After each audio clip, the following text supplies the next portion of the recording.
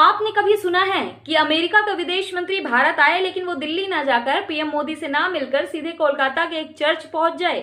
आखिर अमेरिका की दोनों कट्टर विरोधी पार्टियां डेमोक्रेट्स और रिपब्लिकन्स एक सुर में भारत के कानून के खिलाफ क्यों रो रही हैं?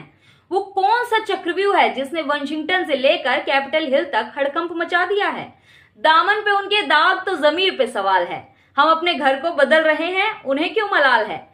कहानी में ट्विस्ट ये है कि मोदी सरकार मार्च 2026 में लोकसभा में एक नया कानून लेकर आई है, FCRA amendment bill 2026, foreign contribution regulation act, यानी विदेशों से आने वाले चंदे का कानून।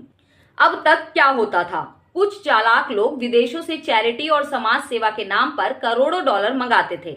सरकार जांच करती तो पता चलता कि ये पैसा देश के अंदरूनी राजनीति बदलने, संवेदनशील इलाकों में दंगों को हवा देने या फिर मासूमों का जबरदस्ती धर्मांतरण कराने में लग रहा है। पहले सरकार सिर्फ लाइसेंस रद्द करती थी और ये शातिर लोग कोर्ट के चक्कर काट कर बच निकलते थे, लेकिन इस बार अमित शाह और मोदी जी ने वो नस दबाई है जहां सबसे ज्यादा दर्द होता है, सीधे पैसा और प्रॉपर्टी। इस नए 2026 के बिल में प्रावधान है कि अगर किसी एनजीओ का FCRA लाइसेंस गड़बड़ी की वजह से रद्द हुआ तो उसकी सारी विदेशी फंडिंग, बैंक अकाउंट और उस पैसे से खरीदी गई आलीशान जमीन जायदाद सब कुछ सीधे भारत सरकार अपने कब्जे में ले लेगी, यानी खेल खत्म, दुकान बंद। अब तक जो लोग विदेशों से डॉलर मंगाकर खुद के लिए बड़ी बड़ी गाड़ियां और आलीशान बंगले खरीद रहे थे, वो अब अपने भविष्य को अंधेरे में देख रहे हैं, क्योंकि इस कानून के बाद सोरोस और चीन की फंडिंग की लाइफलाइन ही कटने वाली है।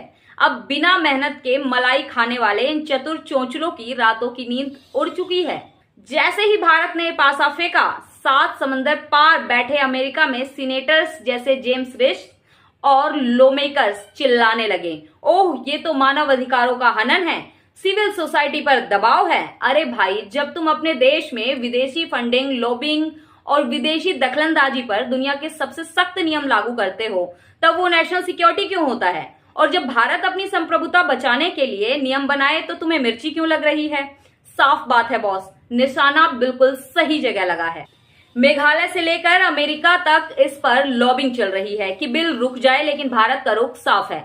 विदेशी पैसा चाहिए तो पूरी पारदर्शिता रखनी होगी। कानून सबके लिए बराबर है, चाहे वो कोई भी धर्म हो या कोई भी संस्था हो। भारत का कानून अब भारत की संसद बनाएगी, वाशिंगटन की धमकियों से नहीं।